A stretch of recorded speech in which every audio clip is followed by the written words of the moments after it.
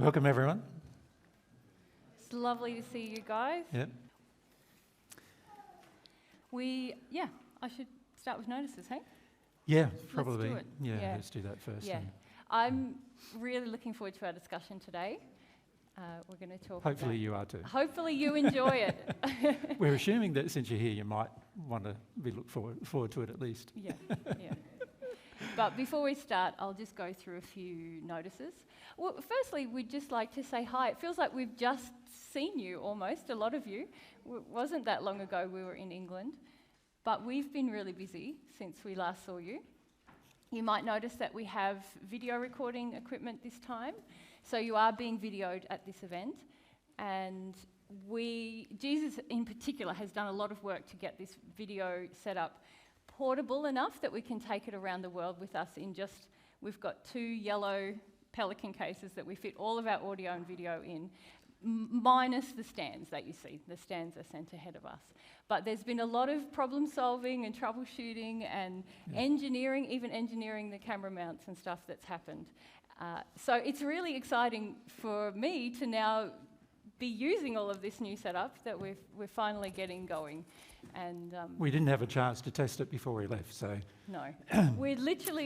We got the cameras a week before we left. That's right. We were literally working on this issue since we got home last time till we left this time. Yeah.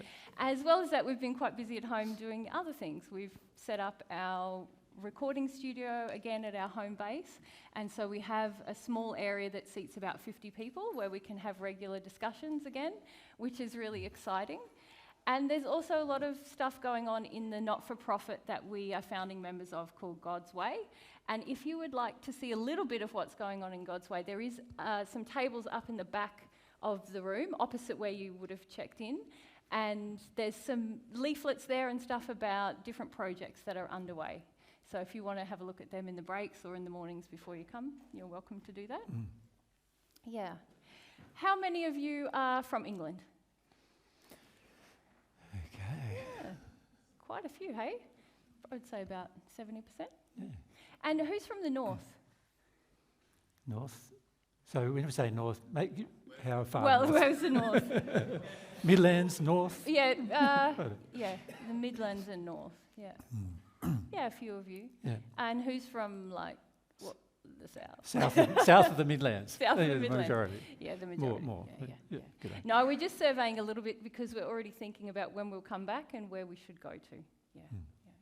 Who's come from another country? Okay. Oh, yeah.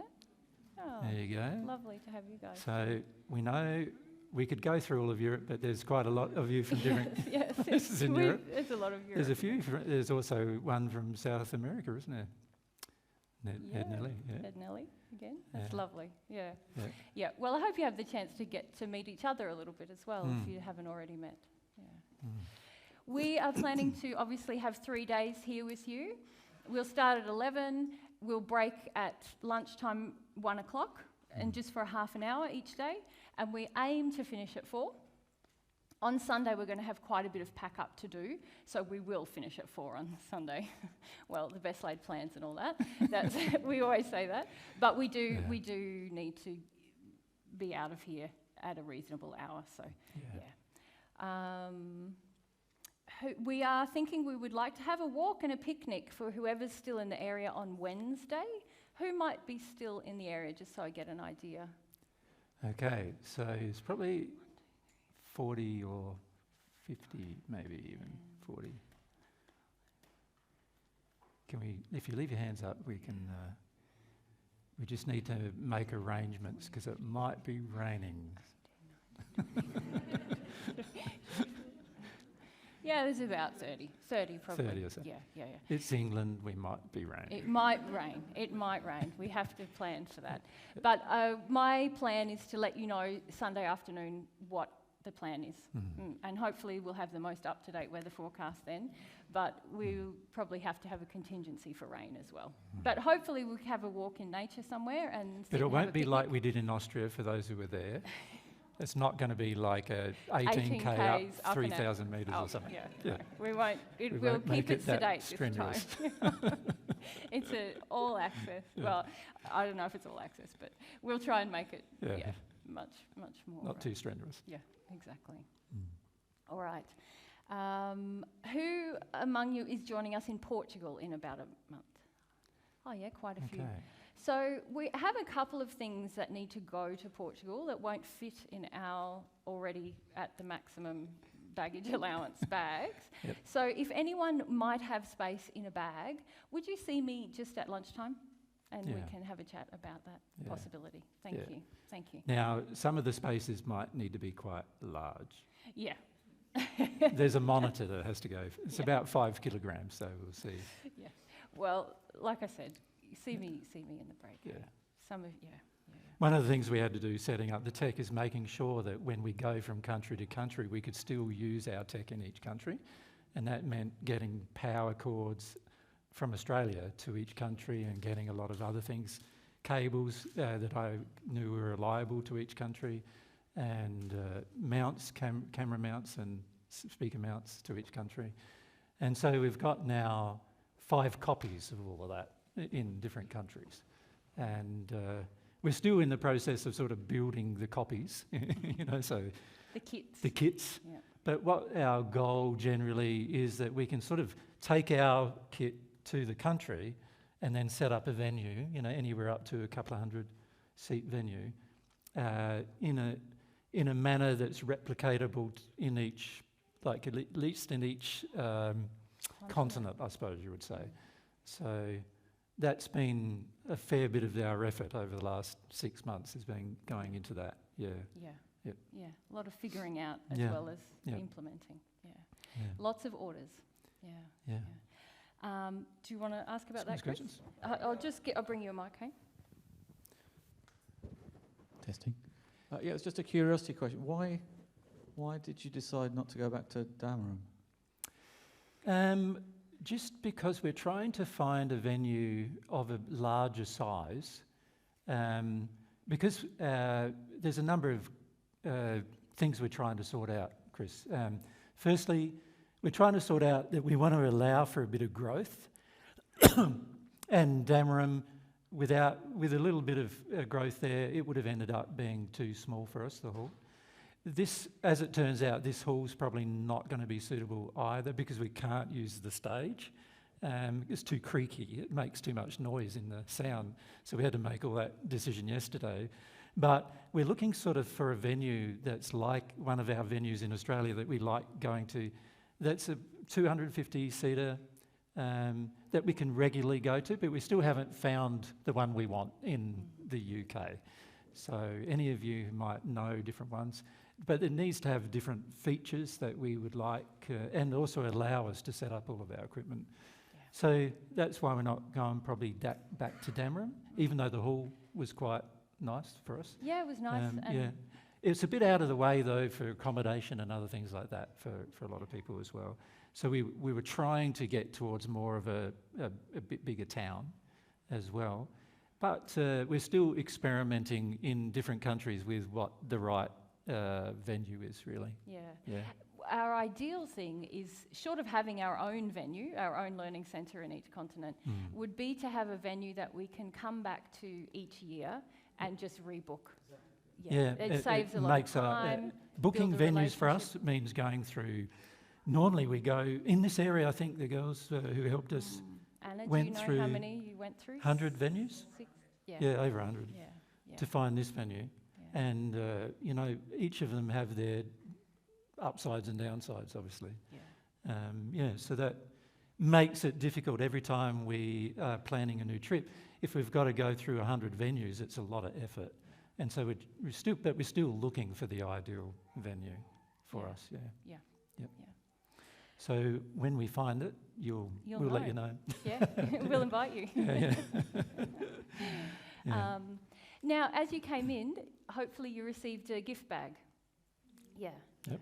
So in that bag, that's a gift from Jesus and I, but we have to thank a few a lot of people to help who us, who have helped helped us us to fund that gift. Yeah. But in that bag, you will find 4 volumes of the Paget messages.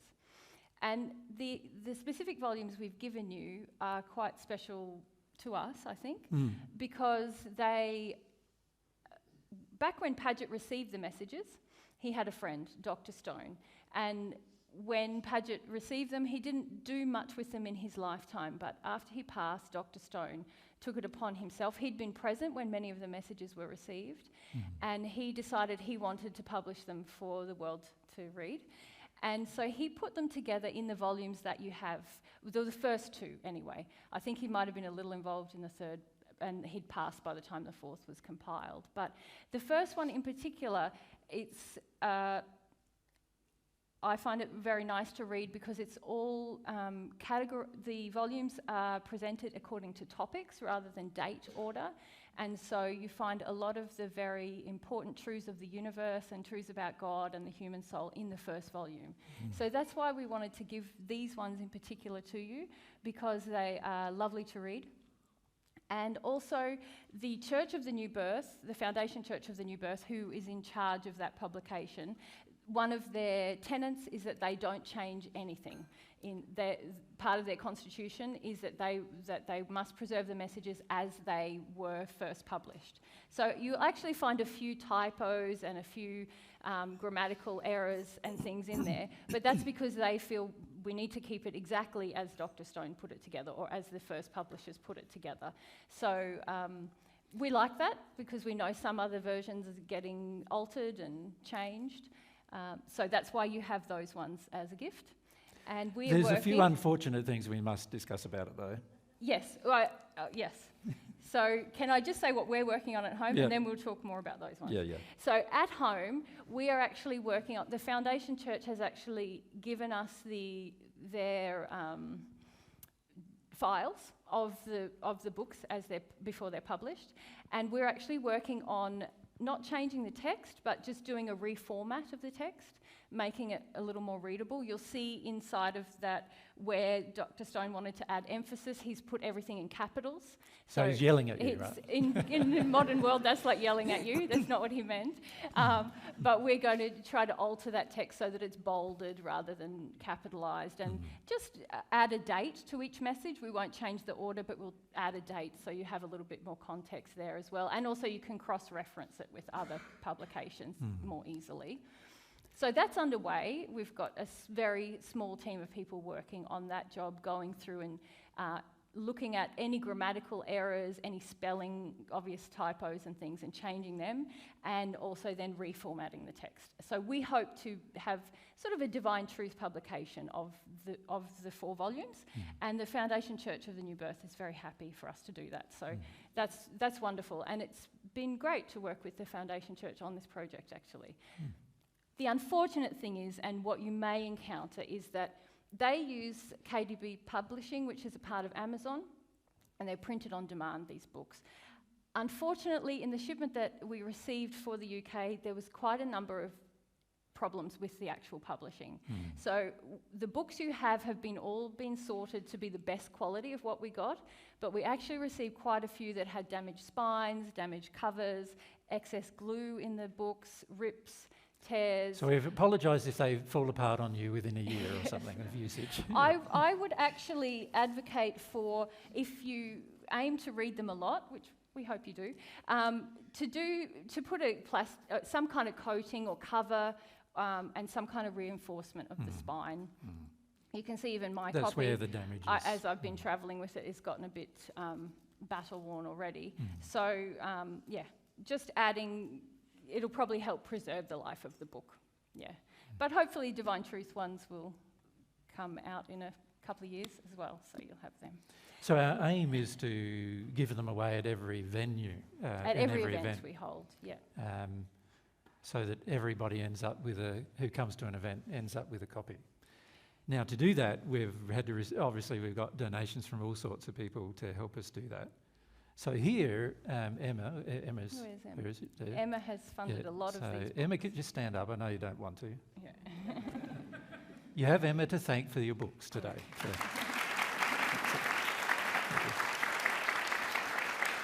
Thanks, Emma. And can we also say that Anna, very kindly, when she knew we were giving this gift she took the initiative to get the bags made that you have. So that lovely calico bag that you have the books in is from Anna. Yeah.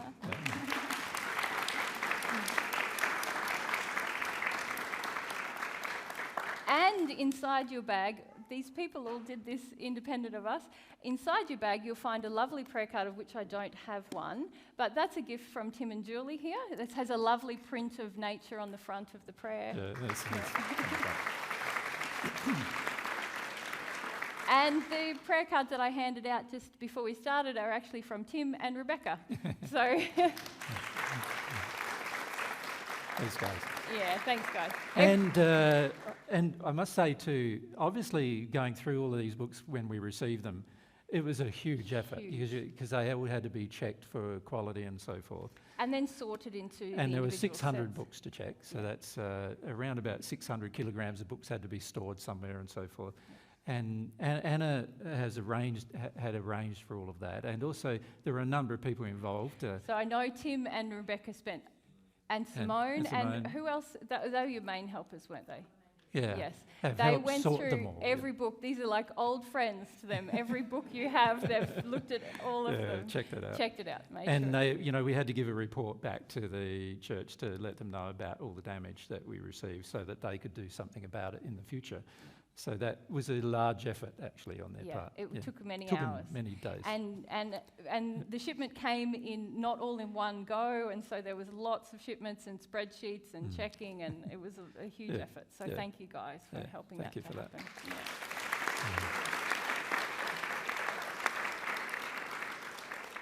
We're going to talk about the messages on this tour quite a bit, Yep. but something lovely about taking quiet time in your day to read the messages is that you get to have the lovely spirit friends who are involved in the creation of these messages come and be with you when you read, when you sit and take the time. So, we just encourage you to spend some time. We know book reading is really going out of fashion, but we're trying to bring it back. And sitting down for any longer than 10 minutes seems to be going out of fashion yeah. as well. So We actually want to create some books based on the modern divine truth teachings, what we've taught in the last 10 years as well. So, but this is a lovely place to start. To start. And also it's the help you'll receive when we're not here. And it's just something to consider. That's why we wanted to give them to you. We'll talk about that more over the next 2 days or so. Yeah. All right. Now, even more basic is, does everyone know where the bathrooms are, the toilets are? Yep, you would have seen them as you came in on the left, coming in. And there's overflow toilets, where are they? Yeah, and there's extra toilets if anyone needs them. Hello, come in. Come in. Has anyone got a spare seat for the newcomers? There might be a few at the back anyway. Yeah. There's extra toilets, I'm told, in the dining room, which is you sort of come out, straight out, and dogleg around to my right as I'm facing you. Do you go past this building? No, you kind of go between the next two buildings there, and it's on your left. Oh, okay. Yeah, it says dining room on there. But hopefully there's enough loose. But yeah. Yeah. There's not a lot here in the venue. No, something else about the venue I needed to say? We'll talk about microphones. Bit of safety first. We have to do this. Sorry about that. Yes. Obviously, emergency exit straight out the back there. But if there is something happening out the back there, the only other working emergency exit in the hall is actually on this side here at the front. So that's where you would have to head. We want you to be especially careful if you're on this side of the building, because along there's cables and everything. You'll see them in front of the fourth row. And we don't want you to trip over them for a start. And then secondly, we don't want you to tread on them. Obviously, if you tread on them too much, they'll break, and then we'll have to get won't be able to do sound. So if you can just be mindful that you come out through the centre here, where you can. But the problem with doing that during our seminar is that obviously the camera shots are there. So you'll find if you're in the front area here and you stand up like fully, you'll be in the shot as you walk out. So we'd like you, if you could just crouch down and walk out or something like that, if that's possible for those at the front here, if you need to leave for some reason. And we'd also like you to have mobile phones off, thanks, guys, or at least in silence. Yep. You're allowed to record anything you want. That was my other notice. So if you want to take an audio recording, the best place is put it underneath one of the speaker. speakers. And so you can put them on the ledges next to the speakers, if you wish, because that'll be the loudest sound, most probably. Yep. But you're allowed to do that whatever you want. So if those of you who want to do that, we're going to give you a few minutes now to do that. If to get that you want to. going. We will also be providing a recording. But we should say that we don't actually have a team of editors or anyone who's going to create a video or audio of this event. So it's really down to Jesus and I at this stage. Hopefully some editors are coming along. Yeah. So it may be a little while before you see a video of this event. Yeah. From us. Yeah. Mind you, you're also free to take video of this event. So as you would have seen in the email I sent, so a couple of people are taking their own video. Yeah. So obviously, as per your participant release that you would have all read before you came, because I asked you to in the Who actually read event. it before you came? A few of you. A few of you. You are agreeing to have yourself recorded by being here. Yeah. If you can't agree to that, then we need you to leave. Yeah. Because I don't want to be dealing with takedown notices on my sites in the future. Does that make sense? Yeah. But we're all should be relatively happy to see your likeness. By the way, for the most part, it's mostly Mary and our likeness. You'll see the only camera really taking your likeness is this one up the front, and it's so far away from all of you that you might not see yourself. Have to squint to you make have to it sort of, so it won't be very big. It's just so people get an impression of what's happening. Yeah. We like to do that just so that people have a feeling of like they can see how open we are and honest we are about everything we present. And I should pass on from our friends in Australia, in God's Way, many of them sent their love to you and were so excited to kind of meet you through the recordings as well, and wanted to send their love to you. Yeah. Their excitement for whatever we discuss together. Yeah. Let's talk about microphones. Thanks, Chris.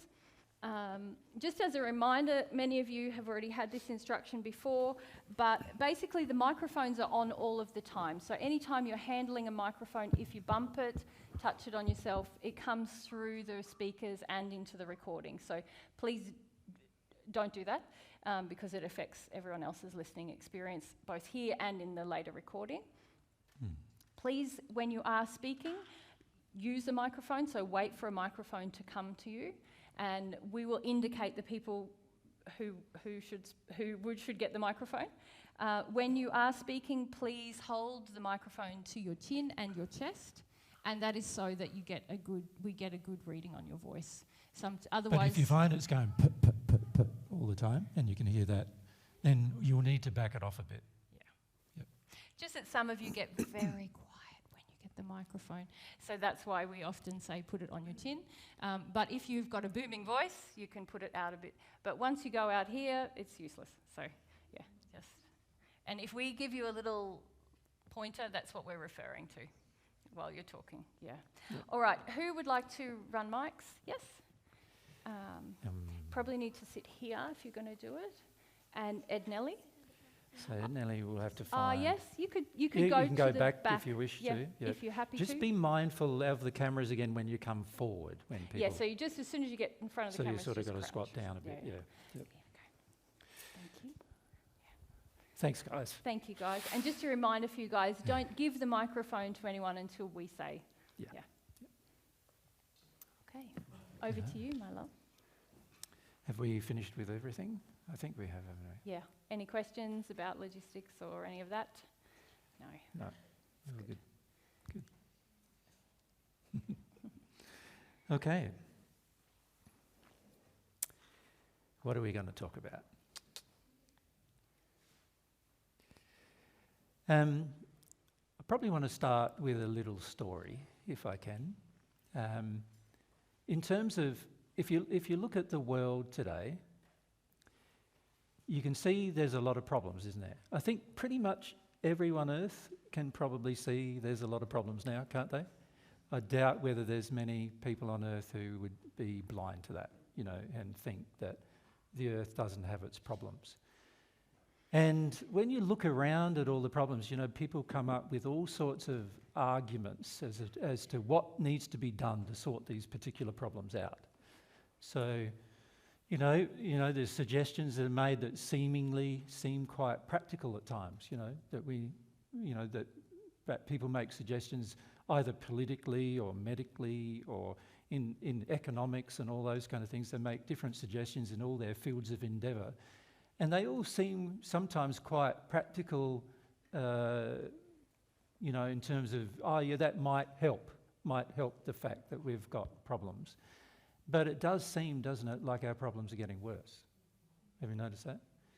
And I don't know what it's like for many of you who live here in England, but when we come here, we see it must be hard for the average person to make ends meet now. And you can also see that that has a tendency then to cause unrest as well in people. And this is something that's getting replicated all over the earth as well. There's more and more unrest. And of course, you can see, of course, we've still got our wars occurring. You know, there's still occurring, the war in Ukraine. Obviously, there's tensions constantly between nations as well, isn't there? And many of them are so tense that could easily inflame into world war, actually. You know, if you look at the tensions between India and Pakistan, you look at the tensions in the Middle East, and you look at the backers of these, you know, these tensions that occur, these are big countries who have had a history of, you know, supplying arms and munitions to make these events occur. But then you also look, you know, if you look over the last 6 years, we've all been probably touched by COVID, haven't we, in some way? Whether you've had it yourself or just in the way that it's influenced your life one way or the other. You notice how everything's quite changed, hasn't it, after that? You notice how people seem a bit less friendly, generally? We were talking to one airline stewardess and she was saying that since COVID, people have been a lot less friendly when it comes to flying. And she's found it quite difficult to stay with her job because of it. And this is something that we've noticed too. People have become more insular, more reserved as a general rule. And then, you know, we have the issues associated just with the fact that we seem to be having these countries manufacture not only the disease, but also the means to cure it. And so there's a lot of emphasis on making money out of people's misfortune. And this is increasing, the desire to make money out of people's misfortune. All of you are now being leveraged as money-making machines. And you can see that even just with the way you interact with your mobile phone, right? You can't open a weather app without seeing like 25 ads while you're looking at the weather. And it's getting pushed at you constantly. You're being bossed into it, actually. And this is just some of the problems that are still here and also seem to be increasing. These problems seem to be increasing. And then you get the personal problems too that come from all of this. So we notice that a lot of people, particularly young people, are finding it really hard to even socially integrate with others. To have conversation without it being, and without being able to have, they can't have conflict without withdrawal or attack. You know, there's no way of resolving conflict, it seems. That their social skills are degrading on the whole. And you see it more and more prevalent the younger the generation generally. We see it, the younger the generation of the people we meet, the more sort of self-absorbed they are. And not connected with the world, really. They're only connected with their own little, you could say, clique or clan of people, you know, mostly their peers, and very few other people, if at all. Some of them only interact with other people through technical devices. And then you've got the growing problem of AI, where everyone's becoming reliant on machines and almost treating the machines as if they're people. And then we've got the growing problem of how much power and energy is being used by all this tech, and therefore the world is becoming so thirsty for power, literal power, like electrical power, that we don't care about the degradation to the environment and what's happening with the environment with regard to that either. And so the very earth we're living in is becoming quite damaged. And this is something we see a lot when we're travelling, how it sort of creeps up on you, where, you know, something that 50 years ago you would have been shocked by, because it would have to be presented with what's there now. 50 years ago you would have been shocked, but, you know, whole vast landscapes being cleared, for example, you'd be shocked. But because it's happened gradually, it's like nobody really notices, right? And each generation doesn't really notice the degradation that their generation is causing for the next generation. And so we've got these sort of, like, I would call it a mountain of problems, isn't it, really, to resolve. And the average person on earth feels pretty much that it's all unresolvable. And probably many of you have felt that when you look at all these problems, you think, well, what can I do about it? I'm just one person doing my thing. I've got to eat, and the only way to eat is to go to a supermarket for me most of the time in a modern society, and then they wrap everything in plastic, and so I'm contributing to the world's degradation in terms of that. But I've got to eat, so what can I do? Surely we need to, you know, there needs to be some change. Most of us know there needs to be some change even on that little thing, but unfortunately it doesn't seem to be changing. In fact, if anything, it seems to be getting worse. Now everything's wrapped in plastic. So even on every scale you can think of, disease, for example, we think we're very clever solving human problems, particularly problems of disease and so forth, but actually we're more sick now as a society than we've ever been, right? Isn't that weird? We've got all this tech and we've got all this ability to resolve these things. We've got much higher understanding, and yet people are getting more and more unhealthy. You know, even young people now are getting heart disease, for example, even in their 20s in some modern societies. You're like, how? Like, it was unheard of when it was like 80, 100 years ago.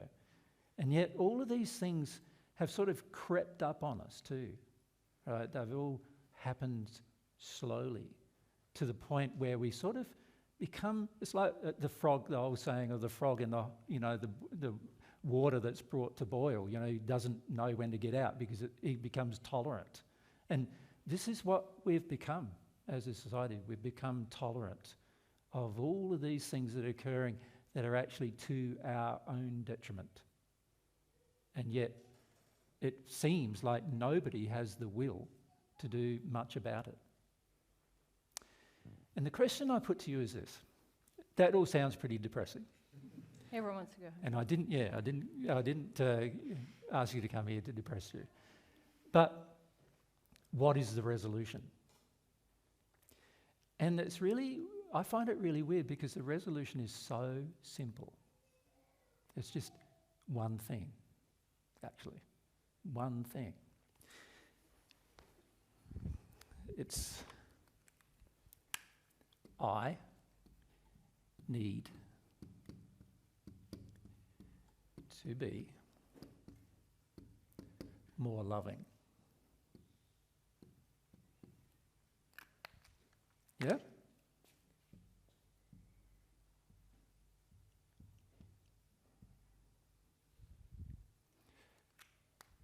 Now, a lot of people say this now is gone from looking at all the world's problems. Now we're saying, oh, you're saying what? Me being more loving is the solution.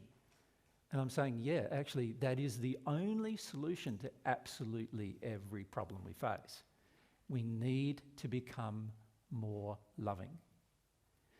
Now, the average person also on earth doesn't think this way. They don't think I need to become more loving. What they think instead is they sort of think I'm already loving. The whole world's a mess, but I'm loving. But how can that be if the world's a mess? If we're all loving, we wouldn't allow unloving things to occur in the world, right? We would want to change all that. So the only real answer to all of our problems is that we personally need to become more loving. And if we did that en masse, like in every country on earth, every population on earth, every nationality, we all decided that we could solve our problems if we became more loving, then all of the world's problems would be solved very, very quickly. Because instead of having a focus on money or on selfishness or on what I want when I want it, on doing all of these other things, fear and worry about other people taking from us and all these other things, instead of focusing on that, because we have a desire to be more loving, a lot of change would occur on the world as a result. But it requires, doesn't it, more than one person deciding to become more loving. And also, we've got to define what we mean by more loving, don't we? Because many of us already believe we're loving, right? And so if I already believe I'm loving, how do I get more loving? If I feel I'm already loving, how do I grow in a state of love from where I am right now? So this becomes then a problem. And like, when I was alive in the first century, I was about 12 years of age, and I was looking at my family, friends that my family had. We were in the stage where we moved from Egypt back to Israel, and we're just making new friends, because my family had been away from Israel for 12 years. But it seemed to me, when we moved back to Nazareth, that nobody understood that if they were more loving, things would go smoothly. Nobody seemed to get that. And this is something that I found quite confusing, because it seems to me that it's a very practical solution and not something that costs us anything, right, either. It's not, you don't need more resources to be more loving, right? You don't need more money to be more loving. You don't need more time to be more loving. You don't need more effort to be more loving in the sense of a physical effort. You can just be more loving, more considerate, more kind, more approachable and understanding of things, and desiring to repair them rather than desiring to cause more damage. But the people around me at the time, I felt, wanted to cause more damage almost. They wanted to get power over others. They wanted, we were under the rule of the Roman Empire, and it was a pretty violent rule, at the time. But it's funny, when you compare the rule we're under now with all the nations on earth, to me, there's this illusion of no violence, but actually there's still a lot of violence in it, right, in the whole process, and not very much love in it, because nobody seems to be focused on how to become more loving. Now, there's another thing that needs to be considered with this. There's my definition of love will determine how I love. You can see that, can't you? So if I define love, so that and I'm talking now not my intellectual definition of love. I mean my heart, how I feel in my heart about it, right? What my feelings are about love, like. So my definition of love is decided inside of me by my feelings about what is loving and what isn't. So let's call that the definition of love. So obviously, for the world to become a more loving place, individually, our definition of love has to start matching each other. In other words, my definition of love needs to be the same definition that you have, right? So an example of that is, do I feel it's okay to, say, have an abortion, right?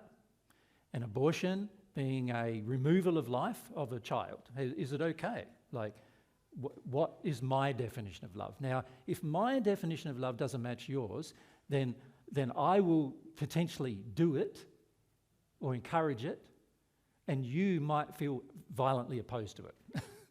So violent that you're willing to attack me even. Well, that is interesting. You don't want the abortion, but you're willing to attack me.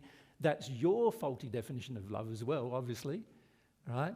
Because if you're willing to attack another person for their beliefs being different, then that's a problem. So my definition of love should be, I'm not willing to attack another person even though our beliefs differ, right? That should be another definition of love. But most of us don't have that. Most of us have this sort of feeling that if someone doesn't agree with me, they're an idiot, right? If someone doesn't get it, they're stupid. And we're willing to go from there right the way through to, if somebody doesn't get it, I can kill them. And this is why wars happen, because that's how far we're willing to go when we disagree, right to the point of murdering somebody. So this is a problem with our definition of love. Like, my definition of love and your definition of love are obviously going to be different when we start out, because we've all been brought up differently. We've all had a different childhood. We've all had different things happen to us. We've all had different experiences that cause our definition of love to be flawed in some way, but where we believe it's not flawed. So Yeah, so we can see that as we go through our everyday life. There's a lot of things that we think are reasonable and good, and other things we think are not good, or people who we think, oh, they're very out of line, or people we think they're very wonderful. And all of those feelings we're having can show us something about our definition of love, because really we're analysing everything around us, of whether that's loving or unloving, good or bad, acceptable or unacceptable. And as Jesus said, it is a very definite thing that exists individually inside every one of us in this room. We all have a slightly different idea of what it is to love and what it is to not be loving, and none of them are necessarily correct. Yeah. Or none of them will solve the world's problems, is another way of putting it. Yes, because many problems would be solved, wouldn't they? If we could agree yes. on what love is. Yeah. Then many problems would be solved. But if I don't agree with Mary about what love is, and this is something we even find in relationships. Very much. Most of the time, the two parties in a relationship don't even agree, let alone agreeing with another third party, someone outside of a relationship, right? And so you end up in this sort of problem, don't you? Like, who's going to define what love is, and what, you could say, ideal of love are we going to be searching for? What ideal of love are we going to grasp and work towards? Because if it's our own, it's flawed. If it's our own. And you can see it's flawed because we have the results of a flawed view of love already on earth. The results we have are all to do with the lack of love being expressed in different ways on earth. But obviously the average person does not think they're being unloving when they do a thing, right? The average person doesn't think about that. They, when they go to, do anything, even minor things, like when the person comes up with a nice food and they decide to package it in a plastic bag, they don't think they're being unloving, right? They don't think about the ramifications. But they need to, because it does have, like if the food takes off, if the packaging, people will be buying it left, right and centre, then, obviously there's going to be results from that. And the average, country doesn't think about things like taxation. Like, why do we need it? The average person doesn't think, do we need it? The average person just accepts that the only way for a government to function is for government to take money from the people that earned the money in order for the government to function. But there's a lot easier and more simple ways of running a government than that, right? In order to provide it for the funds that it needs to build infrastructure. There's a lot simpler ways, very practical, simple ways. But because of a lack of love, nobody wants to do those things, right? Now, Oftentimes we have discussions at home with small groups of people, and they say, well, how would you run the country? And I know how I would run it. Like, easy. It's easy. But the more loving you become, the easier it is to find a loving solution to every problem. Right? It is so easy. We won't discuss it now because that would be a whole day in itself, but it's quite easy. It is, Yeah. but often because people have different definitions of love, if they, for example, might have to feel some discomfort in the definition, they say, well, that's not loving, because my definition of love is that I'm comfortable all of the time. I need to be comfortable Yeah. all the time, or I need to have a bank balance all the time. That's what makes me comfortable, right? That kind of thing. I need to know that the country cares for me, right? I need to know that I'm not alone, caring for myself, those kind of things. And these are all definitions of love we have that we hold on to. And over the course of our lifetime, the average person doesn't let them go. They remain the entire person's life. They pass with that definition They instill into the them spirit world. into their children. Yep. And Train the next generation to have them as well. Right? So you can see our definition of love, for us to become more loving, we have to question what is our definition of love and what does it mean to become more loving. We need to consider these things. And we also need to consider what is the easiest way to become more loving. Right? Now, I don't know about you, but, before in this life, I had this period of time in this life where I didn't remember who I was. And so I was in a state where I couldn't remember things about God or anything to do with that. So what I did was I sort of relied on myself and my own ideas in terms of how to become more loving, right?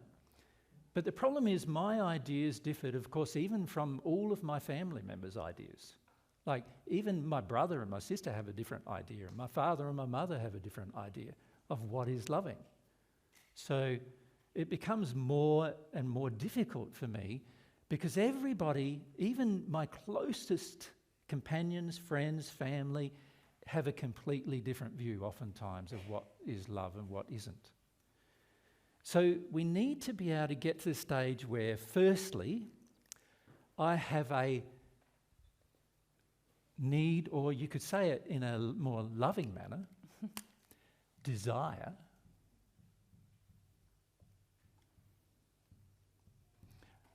I could say it, I must become more loving, couldn't I? But for me to say I must, can you see, it's sort of like telling me, you got to do it, man, and you get pretty forceful with yourself in that place, can you see?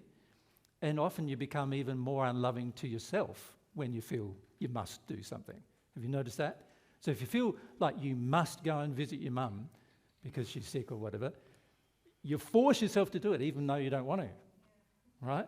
So, I'm not saying that you don't want to all the time. I'm just saying on the day that you feel you have to, you often don't have a desire, right? Can you see a desire is required to become a more loving person? An internal feeling inside of myself that motivates me to decide that I want to. Can you see that? That I want to be a more loving person. Can you see without that desire, you are not going to change. You're not going to become a more loving person. Collectively and individually, this is what needs to happen on earth. We need to collectively and individually get to the stage where we all desire to be more loving people. If we're all in that state, then you can see that a lot of the things on earth wouldn't occur. So, an example of that. You know how the environment is just getting destroyed, worse and worse every year. Everywhere we go, you see it. If I was more loving, I wouldn't want to do that. If I was more loving, I'd probably want to repair that. If I was more loving, I'd probably want to put some effort into repairing that. If I was more loving, I'd probably want to come up with methods of putting effort into repairing that. I would think about it. I would desire it. I would have a passion for it. I would want to change something with regard to my life to make that happen, if I had the desire. But if I feel I need to, that feels pretty like workman-like, doesn't it? And how do most of us feel about work? If you can avoid it, most of us do, right? If you can put it off, most of us do, right? And it's rare to find a person actually who sees some work to be done and who actually wants to do it. Like frequently, we see it needs to be done, we know it has to be done. I don't really want to do it, but I have to do it, right? That's really the feeling in most people. And for many of us, we don't realise it, but we have the same feeling about being more loving. We sort of feel like, I would desire to be more loving, but we think, do I have to? Like, what does that mean? What is that like, you know? We have this sort of lack of motivation, isn't it? A lack of motivation. And partly it's because of our definition of love that we have that lack of motivation, but partly it's because we're feeling hopeless as well. Many of us look at the world and we go, but if I'm more loving, my next door neighbour's not going to be. So what's he going to do when I become more loving? I'll want to give him my things and he won't want to give me his. And I'll end up with nothing, right? So many of us think this way. Many of us are thinking, but for anything to change, we all need to change at the same time, is what we all think. Because if I change first, everyone will take advantage of me. Or they'll think I'm silly or Stupid or foolish, that I'm ruining things, that I'm not loving them because they don't have my definition of love and now they think I've been a meanie. We make all kinds of excuses for not actually being the first person to become more loving. Yeah. So can you see a part of this equation is I desire to be more loving, but I also need to desire to be the first one who does it. Do you see? Because somebody needs to decide. Yeah. And equal with that feeling, isn't it, is even if nobody else is making this decision, I still desire to do it. Yeah. Yep. At least I no longer will participate in making everything more unloving if I do that, right? Can you see also you'd have some level of pride in yourself doing that? Can you see that too? That you would understand that love becomes the main motivator for every action you take, right? And if you can get to that point where love becomes the motivator for your decisions and actions, can you see you would also be able to feel, I feel quite good about that's what I'm doing, right? So you'll actually feel better about yourself as well in the process. Not something our definition of love currently tells us, though, is it? Mm. Yeah. So let's just let's look at that. Let's get rid of that need. Replace it with the proper word, desire.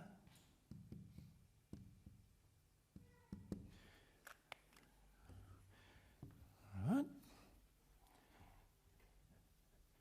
So now we're sort of changing the equation a bit, aren't we, with this problem, because we're saying it's one thing to say to myself, I have to do it. It's quite another thing to say to myself, I can desire to do it. I can choose to do it. I can use my will to do it, right? That is something we're going to have to address, because if you need to do it and you don't have a desire, it's like you'll be in an internal battle with yourself. On one hand, you think you need to do it. On the other hand, you feel like, I don't really want to do it. So you're going to be in internal battle with your own apathy. Makes sense? Your own apathy saying, I don't want to, I don't really, it's not comfortable, it's hard, it's difficult, I don't know how to do it, I don't know how to learn how to do it, I don't know what to do. That's your apathy says all of that. And so on the other hand, you go, but I have to. And there's all this other pressure coming from your own emotional state saying, I don't know if I really want to, right? So that needs to change. And the only way that's going to change is for me to develop a desire. And then the question becomes, well, how do I when I don't have one? It's like asking us to develop something that doesn't exist inside of us is pretty difficult, isn't it, at times? To do something that you don't know how and also have no inclination to do is difficult. So desire needs to change. My definition of love needs to change, because my definition of love, being different to Mary's or yours, means that we're in conflict with each other about what love is. And if I'm in conflict with you about what love is, then naturally there are going to be conflicts that result from that. Now, you see this happening with relationships, where there's conflicts in a relationship often as a result of that, right?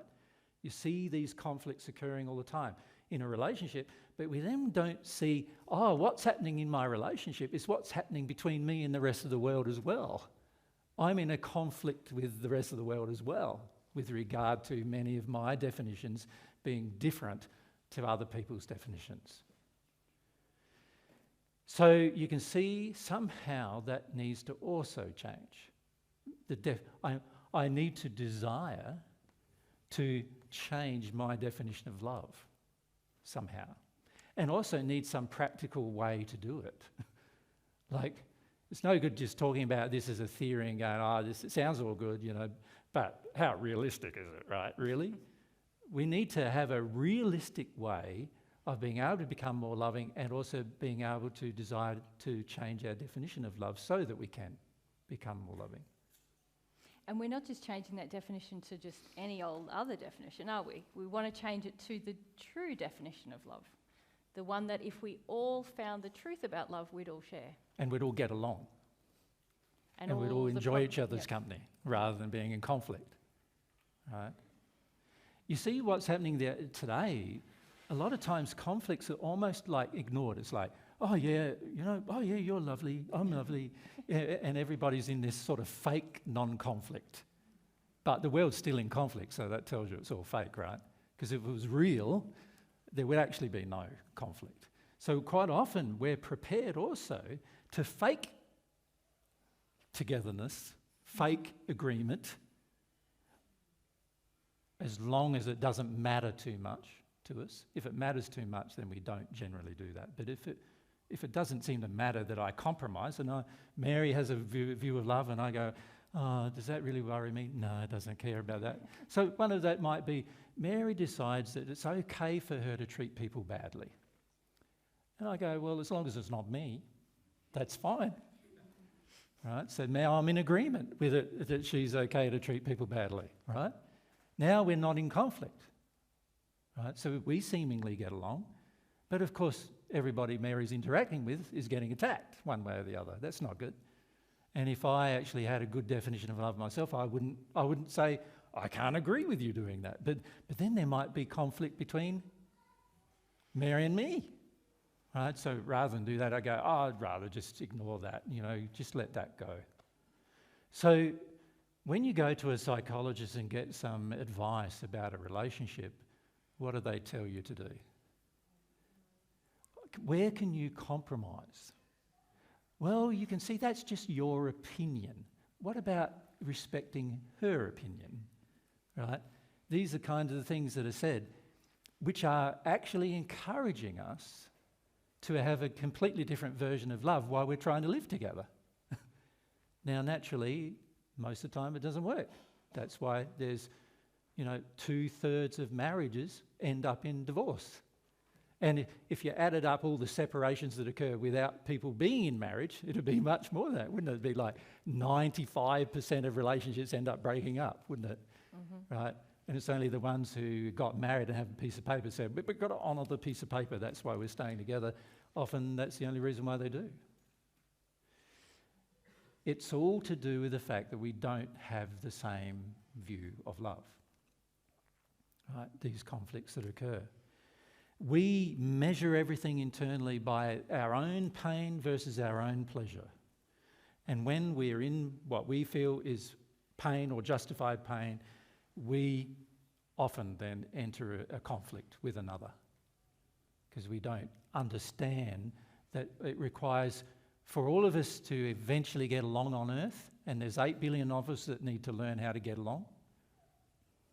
So most people look at that and they go, I can't even get along with my partner most of the time. How am I going to get along with 8 billion people? But it is possible. It is possible. But the question becomes how. How it's possible. All right. So the question is, how do I change my definition of love? And how do I desire to be more loving? And how do I actually become more loving? Right? You can see I can't become more loving if I don't desire to. So I need to see there's a problem, don't I? So I need to see there's a problem with my desire. Right? But I also can't become more loving if I don't know what love is. So I need to understand what love really is. And then how do I actually physically do it? Like, how do I actually feel, change my feelings enough inside of me, change those feelings so that I feel love for people, that I actually feel it like a warmth in my heart for people. Every person, even the person that might even attack me or belittle me or make my life uncomfortable in some way or another. How do I do that? How do I become loving to the point where I'm no longer focused on my own comfort and my own serenity, and I'm focused instead on just my life needs to be dedicated towards becoming a more loving person? There's got to be a practical way to do it, right? So these were the things I pondered when I was 12 in the first century. And it was interesting pondering that subject because it sort of got to the point where I'm going, well, I'm looking at my mum and my dad and they don't know the answer to that. I'm looking at my brothers and sisters. By that stage, I had 4 brothers and 3 sisters, and they knew nothing about it. They were younger than I was, so of course, they didn't know anything about it. I looked at, I got educated by rabbis in the first century, and none of them knew the answer to the problem either. Then my father, he was aspiring to be a member of the governing body in the Sanhedrin in Jerusalem, and he was a Pharisee, my father. He didn't know how to do it, right? And then I looked at the Romans who conquered our country, and they didn't know how to do it either. Everything was done by force and violence. I looked at other religious faiths, quite frequently people would pass through our town, because they're on the way to somewhere else, and they might be billeted or stay overnight, and you'd talk to them, but none of them knew how to do it either, right? And so it caused me to feel, well, there's got to be some solution to this problem of how, do I desire to be more loving, and how do I become more loving? There's got to be some way of resolving that, right? And in my upbringing then in the first century, I was educated to believe there was a God. And I wasn't always certain that there was one.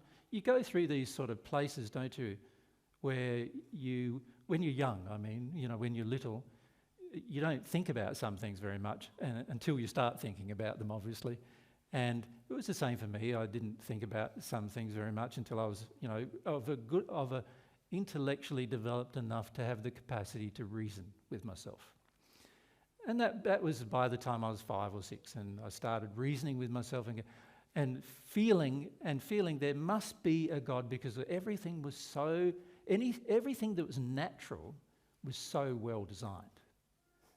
Everything that humans did wasn't well designed. In fact, in some cases it was quite well designed, but to kill other people. But, not well designed in a sense of like a loving design, So I had to contemplate, well, if there's a God, it would make logical sense to me that God knows what love is. God knows the true definition of love. It would also make sense to me that, being my creator, that God was fundamentally my parent. And as a parent, I could look at my mum and dad, and they had some love for us, as children. My mum and dad both. In different ways, they expressed it, sometimes very injured ways, they expressed their so-called love, but they did have concern or compassion and kindness for us many times as children. You know, they cared for us, they fed us, they made sure that we could sleep somewhere. They had enough kindness and compassion to do those things, as well as my dad had enough compassion for me to educate me, for example. Desired my education, so I was sent to school. Basically, it was a religious school, but you know, of course he got a bit difficult with it at times. So by the time I was 7, I was sent to a soldier training school, which wasn't that good. So that was difficult. But he thought he was doing it out of love for me, right? Even though it was his flawed definition of love. And I thought, there's my dad's flawed definition of love again. You know, not helping me, like it was violent, excessively violent, to the point where they would have killed me probably. And it was difficult 2 years of my life. And I was only 7 to 9. Difficult life. And you have these experiences and you go, like, who would even contemplate sending their son, their firstborn son in the first century? Firstborn son was like pretty important, right? Nowadays, maybe not so important, but back then, pretty important. And he sent his firstborn son to a violent school to be taught how to become violent, right? Who in their right mind would do that? Well, there's a lot of people today who do that, ironically. So, you know, I knew he thought he was being loving to me, but it wasn't loving, and it was very harmful, very dangerous, and to the point where my life was threatened in the end, and they had to take me out because the teachers said, look, we'd have to kill him to change his mind. So either we're going to kill him or you're going to have your firstborn son back. You know, my dad decided to have me back. But, you know, that is what happened because my father's definition of love was way out of harmony with what felt loving to me at the time. And so from those experiences, by the time I was 12, I was reasoning, well, you know, God can't be like that, but also I could see loving things my mum and dad were doing. God would be more like that. So I started to feel, and by this stage it was a well-established feeling, that God was the most loving being if somehow there was some way to connect, some way to, you know, to have this relationship needed to be established. And it needed to be established for many reasons, but one of the main reasons was that I needed to be more loving. I needed to have God's definition of what love is. You know, at that stage I didn't have a very firm opinion of what love was, but I could feel there were certain things that certainly weren't love. Like my father sending me to that school wasn't loving. Right? I could feel that, but I didn't have a firmly grasped opinion at this point of what love really was. And I needed to learn from somebody, but nobody could teach me, is the way I was thinking. But obviously God could, so I had to find some way to learn from God. Right? Learn from God. I had a desire to be more loving first, and then I had to learn from God what the definition of love was. Right? And then I thought, well, maybe God's made it so simple and everybody's just missing it, right? And it is, what blows me away is it is so simple. So simple, right? And what I see today is most people on earth are missing it, right? There's no consideration of how simple it is. The simple thing is let God tell you what love is. And how does God do that? So that's what I contemplated. How do I let God tell me what love is? Now, love is a feeling, right? All of you know that it's a feeling. It's not a thought. Do you agree with that? Or how many of you think love is a thought? Because obviously if it's a thought, then It's a very intellectual thing, isn't it? Not very motivational. But if it's a feeling, it's something that you feel, like when you feel affection for another, can you not feel it? Like you do, don't you? It's like, I feel really drawn to that person or whatever, for whatever reason. And it affects you emotionally. So I knew love was a feeling, so there had to be a way that I could receive God's feelings. And I had to do it not just because I wanted to be loved by somebody, because I didn't feel very loved myself in my life. I had to do it for other reasons too. Like I had to do it because I needed to be a more loving person. I needed to understand what love was. I needed to be able to get to the stage where I did not replicate the behaviour of my father and mother with my own children if I had any. That I didn't do that. That I didn't replicate. My mum and dad had arguments a lot, right? They were in disharmony a lot, not drawn out, violent fights, which I suppose you could say most people on earth don't really have with their partner. Obviously that's a pretty bad relationship. But they have a lot of disagreements where one of them or both of them would sort of walk away, where they just could not get on and could not agree with each other. And I didn't want that with my partner. I knew that I would have one at some point, a partner, and I didn't want that either. So for my own sake and for hers, I needed to grasp what love was. Needed to get a new definition of love. So I decided, which you all know now, right? So we've talked about it before. But I decided that the answer was God. The answer to becoming a more loving person for me was God. And that's why I created, at the time, a definition of prayer.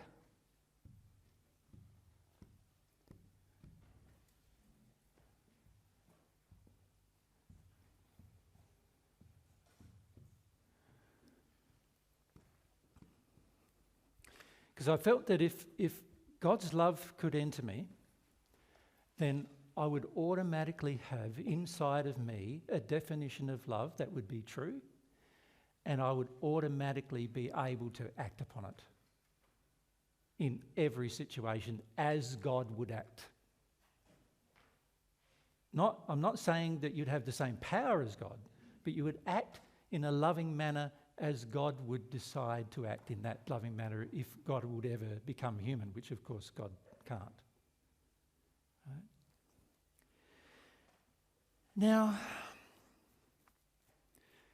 what I see happening today in most religious thoughts is quite interesting, because most religious thoughts have a number of different ways that they portray learning about God and love.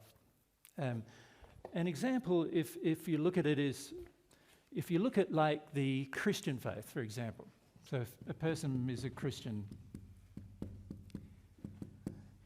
they basically believe that fundamentally you need to accept some basic tenets that are presented to you in the Bible, and you must accept them in your heart as truth. And then you must also accept that Jesus died for your sins, and that's how you have a relationship with God. Right? Now, of course, all of that happened after my time, because it was all based on my life. It all happened after my time. But in the first century, there were religious tenets like that.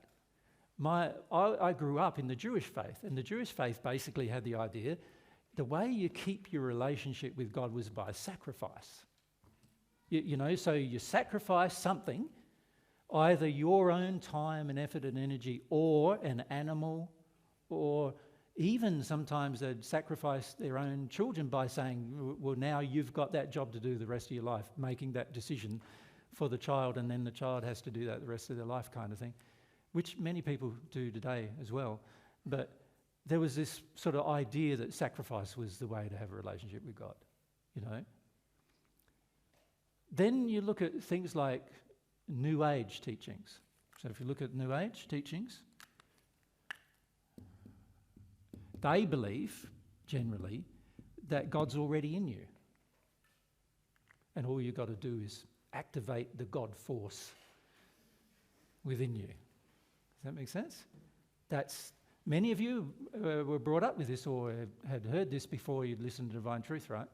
The idea that God's already there. All you've got to do is connect to that goodness, that God inside of you, and then you're already a part of God. You just don't know it, and once you do know it, then you'll be better, is sort of the general idea.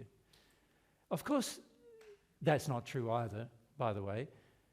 When we are created beings, there is no part of God inside of us. None at all.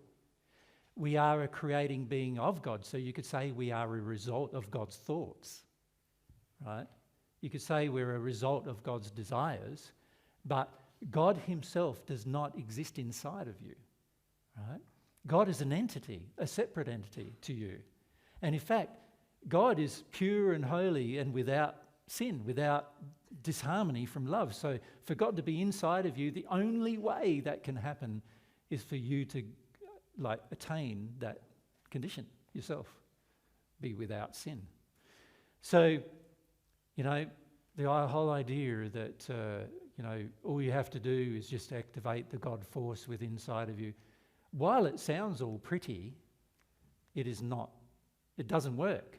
And many of you have had that experience where you've tried and it didn't work. And many of you have had the experience of all the people who claim it works and they treat you badly. So that doesn't work, right? So you know that, these New Age views. Then you have big religions, right? The Muslim faith, the Hindu faith, and so forth, right? The Buddhist faith. Is it double D? Yeah. And every faith has its own concept of what God is. Buddhist faith, I'm God. Hindu faith, there's many gods. Muslim faith, there's one God. And every one of them have a view of what God's character is. Muslim faith, God's angry with you unless you're of the Muslim faith. Christian faith is the same, by the way. God's angry with you unless you're of the Christian faith. And God's so angry with you in the Christian faith and the Muslim faith that you will be destroyed if you don't come to agree with God. Right? That's what both of those faiths believe. They're very similar to each other, actually. The Hindu faith, it doesn't matter what you believe. You can have lots of different beliefs, but there is a belief there is an afterlife, right? But not a single God. There's all these gods. And, if you want one thing, you ask one God, and if you want another thing, you ask another God, and so forth, right? The Buddhist faith is that we are obtaining to be God ourselves. We are becoming in the state of purity ourselves. So it's very similar. You can see the similarities between the Buddhist faith and the New Age faith. Now, all of these things, there were types of that were around when I was in the first century too, just different faiths. Many of them arrived after, the Muslim faith, the Christian faith arrived after I was on earth in the first century. But others were there, like the Hindu and Buddhist ideas and teachings were all present because of all different things before. The Grecian philosophies, the Roman philosophies, they were all there. They all had an idea of what God was. And I just thought, isn't that weird too? Because if I'm God's child, all I need to do is ask God what God is.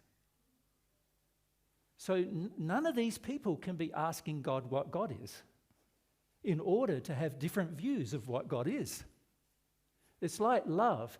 In order for us to have all different views of what love is, we all must have a different definition of love inside of us.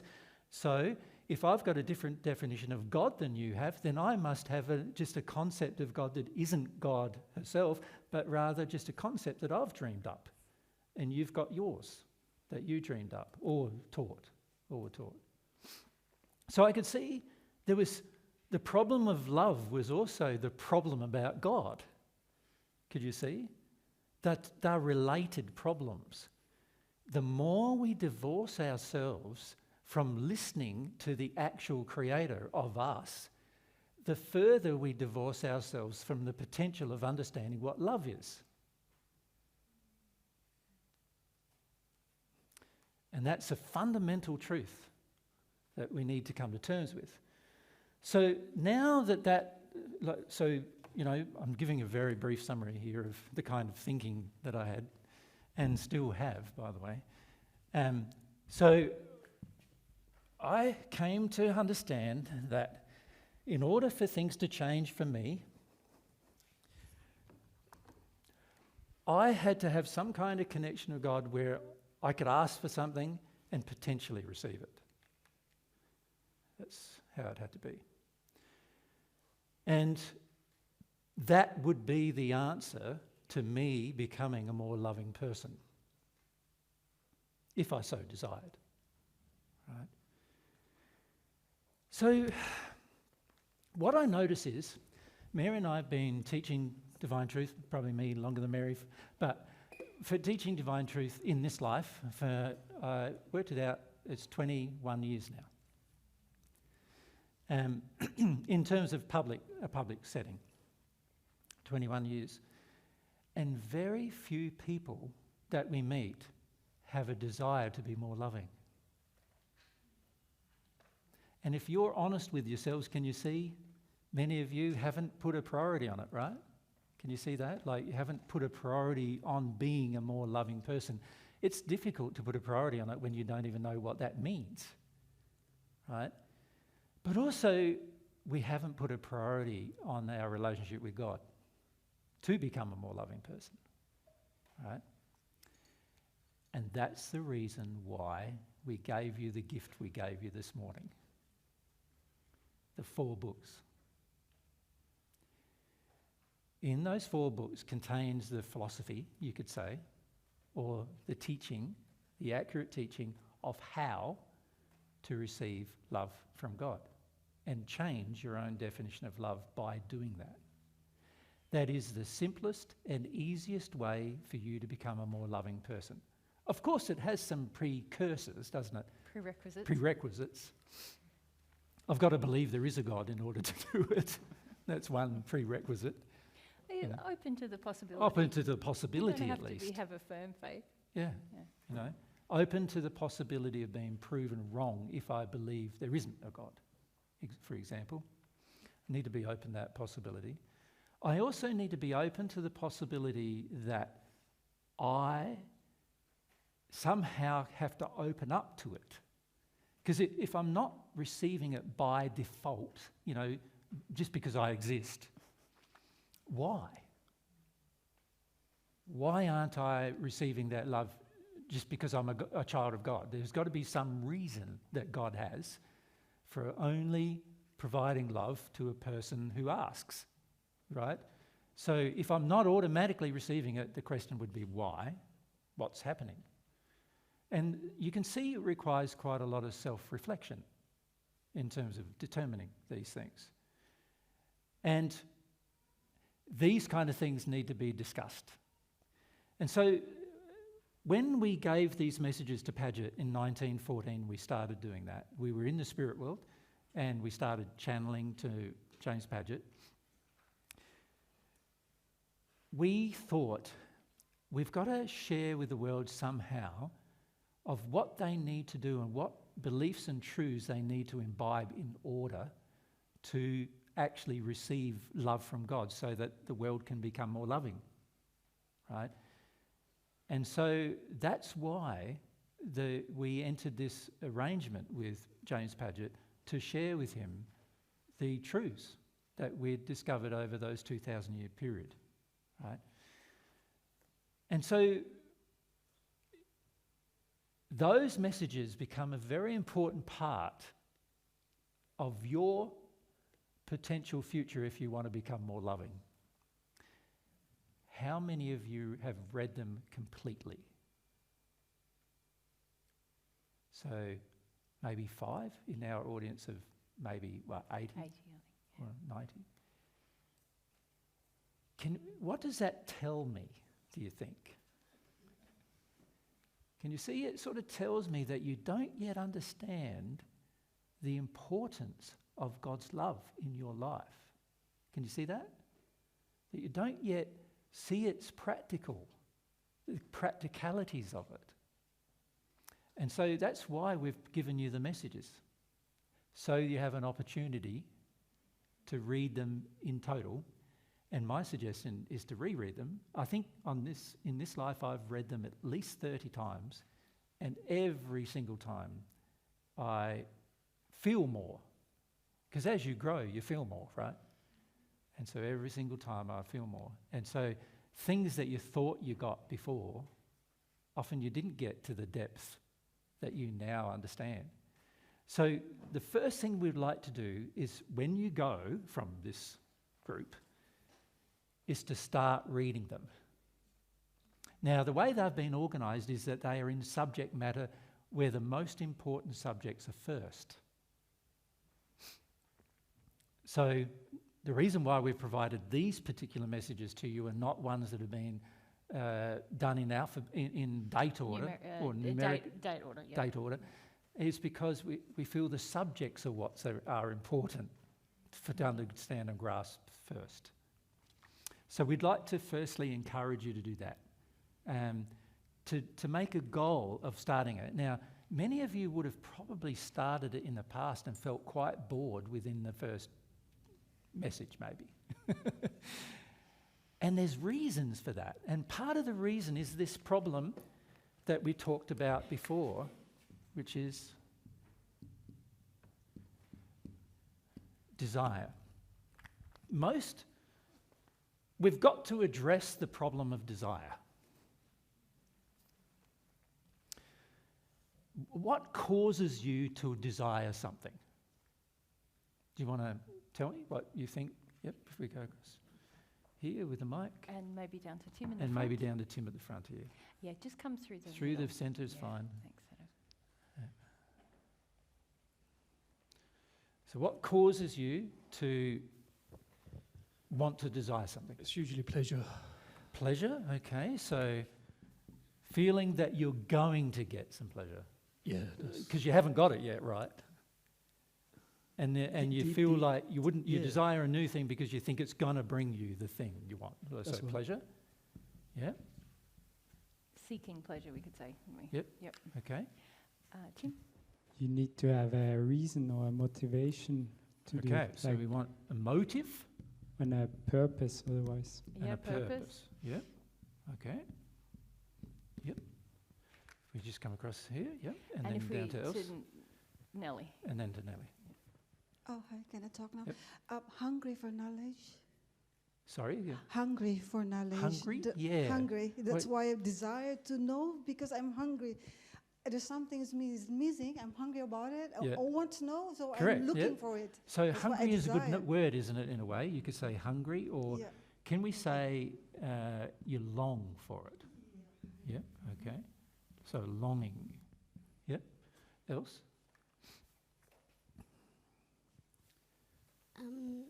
Like you've seen other people doing it, and like you're like, oh yeah, I really like that. Okay, so you see the Inspiration. benefits Yeah. that other people are having from the same thing. So you could say there has to be benefits, doesn't there? That you sort of yourself, you understand. Yeah? Yep. And now? Faith that I can do it. Okay, faith is sort of linked to some of these things too, isn't it? It's sort of like, if I don't see any benefit, am I going to have much faith? Probably not. You know, if I don't feel hungry for something, am I going to do it? Probably not, right? So you can see there's the whole concept of faith is really driven by, I need to get to the stage, or, you know, if I want something, I need to understand that it's good for me. Like, and I need to feel that it's going to be good for me, right? And that it's possible. And it's possible, not completely impossible. Like, so many times you'd like to think something would be possible, like winning the lottery or something, right? And when you start realising that it's like 1 in 20 million chance, you go, well, I've got more chance being struck by lightning than winning the lottery. So many of us go, well, I'm not going to go in it then, because there's no, you know, that's a very, very low, slim chance. For faith to work, there needs to be a belief, doesn't there, that it's a very high likelihood of something happening, rather than a minuscule likelihood of it happening. right? So that's important, yep. Yep, where next, babe? We haven't gone. Let's go Philippa, and then who had their hand up over here? Yep, Ellis. Philippa? Passion. Sorry? Passion. Passion. What would you define as passion, Philippa? So excitement. Okay, yeah, good. So excited.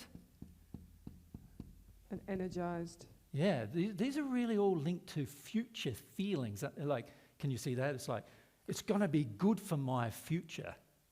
Can you see? It's not like, I've got a certain thing right now, but this is going to be better.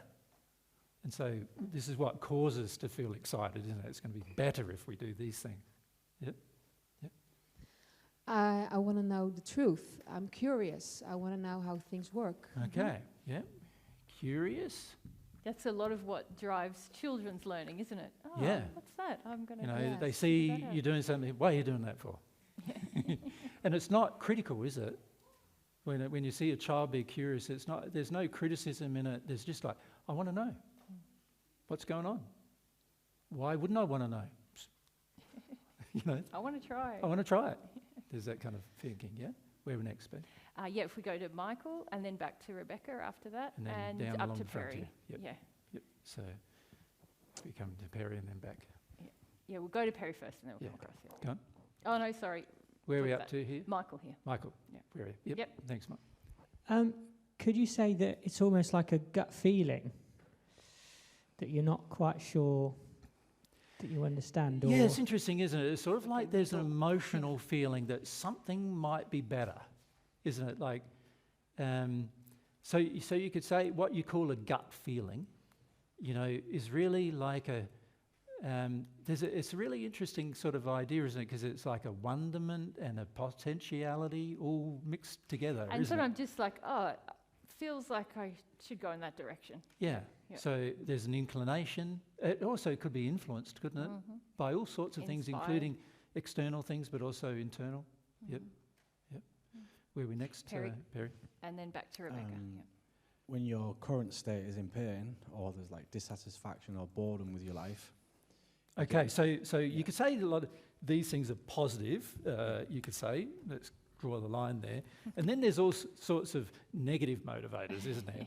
Like pain. I'm in pain, I need to change something, Yeah. you know, that kind of thing. These, of course, are not as positive motivators, are they? The more But- selfish, yeah. But they can help Yeah. because they sort of it makes you realise, wow, do I want to keep getting the same thing that I'm getting right now for the rest of my existence? No. So I want to change. I've got to change something, you know, to do that. So pain certainly has an effect. It's sort of like I want to stop the bad thing from happening, rather than I want to go for the good thing. Yeah, Yeah, it's like yeah. the bad thing keeps Yeah. happening. I must have to do something Yeah. different, or I want to do something different. Or sometimes your life is just feels boring, and you're like, Okay, yeah. like, So part of pain is dissatisfaction boredom. with your life, yeah. Yeah, dissatisfied. Boredom is a really interesting kind of quote-unquote emotion, because often it's a cover for, we say, oh, I'm bored, but it's covering over a whole heap of stuff. Yeah. Yeah. So you can see from this list, and we could keep going, right? But you can see there's sort of, you could say, positive motivators, couldn't you? To actually develop a desire inside of you to change something. And then there's what you would classify as negative motivators, in the sense that they are painful, but they still can create a positive desire to change something. Yep. And how you measure both things is going to have an influence. So an example of what I mean by that is, if I feel that I'm just going to ignore and deny any pain I'm in at all, then of course that takes away all of these things as motivators. Can you see that? If I just ignore the problems I have and make them go away. So we're good at this now, like on Earth, aren't we? Mm-hmm. Of just going, oh yeah, I can't see that, I can't see that, I can't see that. We're good at doing that in our own life, where we feel, I can't see that, I can't see that, I don't want to see that, right, really. And we're good at denial, right? But the trouble with denial is it takes away all of the painful things that are occurring that cause me to develop a motivation to change. So now all that's left are my pleasurable ones that are going to cause a motivation to change. You follow? So I'm suggesting in that suggestion that you allow a knowledge of your pain and suffering to also help you to make changes. Not just develop positive desires, but also allow a state where you're no longer in denial. You see, and when it comes to world problems, we are particularly prone to denial. Have you noticed that? Like, how many times do you think during the course of a day, oh, there's no birds in my countryside? Or, you know, what would there been birds of like 100 years ago compared to now? Or there's hardly any trees in my countryside anymore, you know? Or now all the trees are being replaced by electrical generation windmills, you know? And how do you feel about that? You know, when we're in a state of denial, we don't let ourselves have feelings about those things. We just go, oh, I can't change that, so what's the point? So the problem with this state of being in denial of it, sorry, Ben. That's right. And the problem with being in denial of the pain and suffering is that we have a tendency then to ignore all the unloving things and try to focus our attention on just what we believe are the loving things. But that's a state of ignorance and also a state of self-delusion. And Right. it masks a lot of arrogance as well. I find that unless you're willing to acknowledge your pain and suffering, then you're content to think you've got it right, that what you're doing is righteous. As soon as you start to tune into your pain and suffering, over time, if you're honest with yourself, you begin to question, well, something's wrong. Could be me. So an example of that is this. How many of you live alone? When I say don't live with a partner, a sexual relationship, right? Wow, that's Wow. nearly 90. How many of you feel happy about it? Right. A couple. Yeah? 5. Yeah. Yep. Now, can you see, all of you who are unhappy about it must be ignoring it. Can you see that? Must be ignoring it as a pain. Because if you weren't ignoring it, you'd want to do something about it. And to be honest, the way to attract a loving partner is for you to become more loving. Right? That's how you attract a loving partner, right? But you can see even that problem, you haven't thought about it like that, right? You haven't thought about it, if I was just more loving, would I remain alone even anymore? No, we think usually in that state, it's because everyone else is unloving that I'm alone. Yeah, I just haven't found the right person yet. Right? But if I was more loving and I even believed in soulmates, I would attract my soulmate most probably. But if I'm unloving, can you see your soulmate's probably not going to be that hot about you? Can you see that? It's logical, isn't it? Why would they be attracted into your life if you're not a very loving person? Now, the problem is we often think we're loving when we're not. So obviously, if I haven't attracted the person, then I obviously am more unloving than I believe myself to be. Right? And that needs to be addressed. So can you see how we have a tendency to just ignore the painful problems and just live with them? We just sort of numb ourselves out to them. Right? And that's a big problem. So it's important to acknowledge the pain in order to make change. It is an important thing we need to address. All right, so here we are. These are the things that cause us to have a desire, and there's many others obviously. And this can also help us have a desire if we are not in denial to it. So as long as we're not in denial to our pain and suffering, that can cause us to make changes in our life. And also, as long as we believe there's some positive benefit to it, that will cause changes in my life too, right? So this is you could say this is the desire equation, couldn't you? It's a mathematical fact, really, that you are not going to have a desire unless these conditions exist about the subject and these conditions are acknowledged about the subject. You're not going to develop a desire otherwise, right? To have a desire to receive God's love means that I need to see there's a pleasure in it. I need to see that there's purpose in it, and I need to become hungry about it. I need to see there's benefits. I need to have a passion and excitement about it, and curious about it even. Just experimentally curious about it. These things need to exist before I will do anything. And on the other hand, we need to start looking at, if I don't have a relationship with God, what are the penalties, you could say, of not having that relationship? What is the pain and suffering that is caused by not having that relationship? You follow? And unless I'm prepared in my own being, in my feelings, to address this equation, this sort of mathematical fact, can you see, it's very unlikely that I will desire God's love. And the problem is, if I don't desire it, then I'm not going to become any more loving than the average person is. And so many people who have been listening to Divine Truth for many years are no more loving than the average person is. And this is a fact we need to acknowledge. And the reason why is because the personal motivation or desire to become a more loving person has yet to exist. Now, in the Paget messages, you'll find there's a prayer. Mary handed out some prayer cards for you, and in that prayer, it addresses a number of these problems.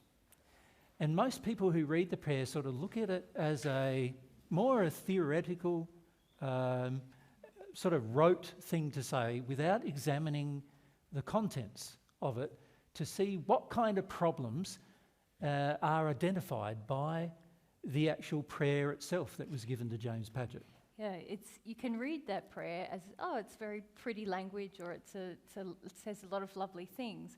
But actually every word in that prayer is designed to help you with a certain issue around desire and love. And if you sit with it and feel about where each word hits you, if you like, it can often be very enlightening about where you're at in terms of desire and love and God's authority. Yep. Yeah. What's our time? Yeah, it feels like break time, doesn't it? But we're still... We said we would break at 1 for all those people who have arranged lunch here, so we've got 20 minutes now to just sort of polish off this idea a bit. Because after the break, what I would like to do is go into a bit of detail with you with the prayer. And during this trip around the world, we're going to go into the same detail with every group. Now, when I say the same detail, obviously in 1.5 days, because we're on Sunday, this coming Sunday, we want to do some mediumship with Helping Spirits on Sunday, and we want to discuss with you other things on Sunday as well, not just this subject. So we've got 1.5 days now with you to talk about the prayer, what it involves, and what the pitfalls are that most of us fall into with regard to the real reason why we haven't grown in love very much by receiving God's love.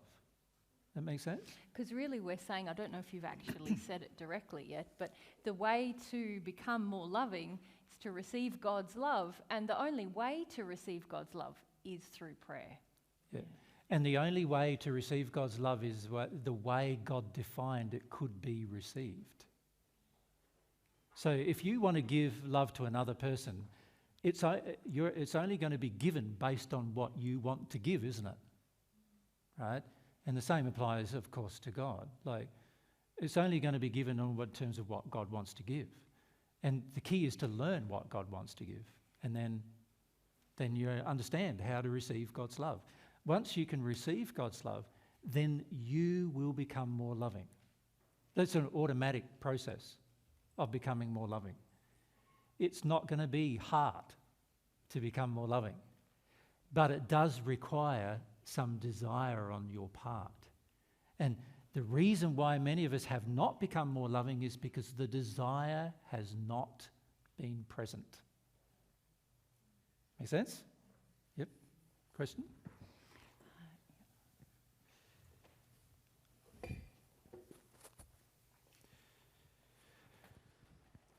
I'm sorry, it might be a silly question, but the problem is how to have the desire. I have a lot of desire and some, but when it comes to receive God's love or to pray to God, the desire is sometimes not there, so I just follow how I feel. I don't.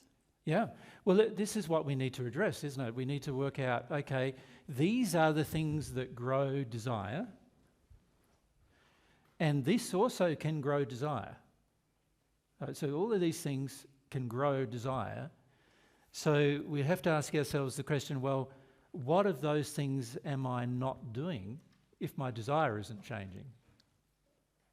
Don't I? I need to be honest with myself about that. So there's going to need to be a personal examination of our own level of honesty about what we think we want versus what we really want.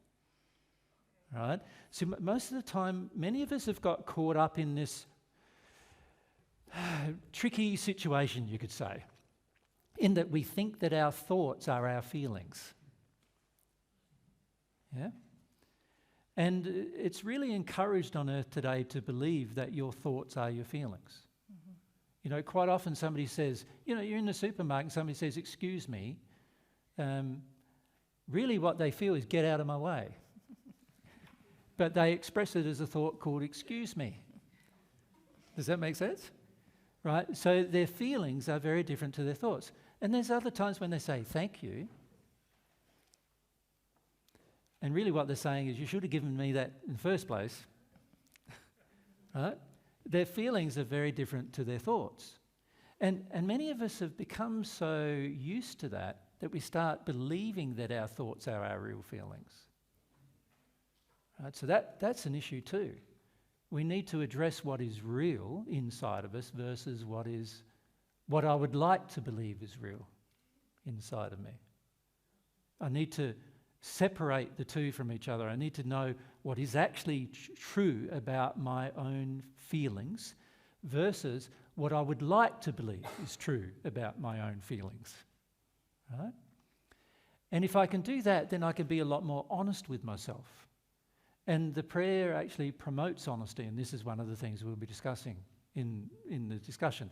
Now, we might not get to discuss it with you, because this is going to be a 4-month-long discussion with all sorts of people over the coming 4 months. And one of the reasons why we wanted to film it and record it is because we wanted to sort of, at the end, we know that all of you would probably be interested in the other discussions that we had with other people about the same subject, right? So that's one of the reasons why we wanted to do that. Perry? Thanks, Cindy. Just keep your hand up, Perry, so yeah.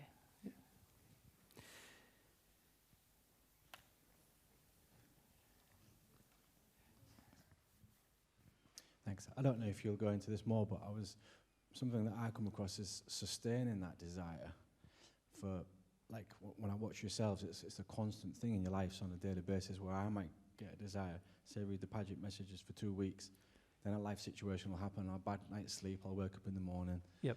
I'll do that tomorrow, and then before I know it, 2-3 months have gone by, and I'm just, the desire just gone. Yeah. So it's kind of like, how do you keep that desire burning, like, or growing? Yeah. That's something I'd like to Well, understand it's as well. very similar to having the desire in the first place. I see. But so there's the principles I've discussed there, if you think about them, apply even. So if your desire is waning, then there must be an issue somewhere here, mustn't there? So you revisit back the... Yeah, there must be either an issue where I'm not seeing my own pain and suffering, or what that is, or I must have lost my curiosity, or I must have no longer see the benefits, or I no longer see a purpose to it, I no longer have a motive, I no longer believe it's pleasurable. And so you can see that the reason why a desire would wane is pretty much the same reason why a desire wouldn't be there in the first place.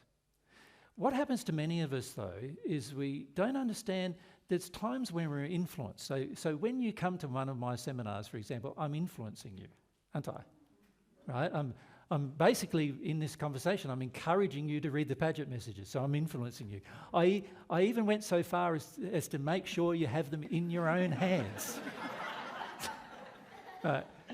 You know, like that's a fair bit of influence, isn't it? Like, at home you'll get them and you'll see it, you'll put them on your bookshelf or whatever, and you go, he influenced me.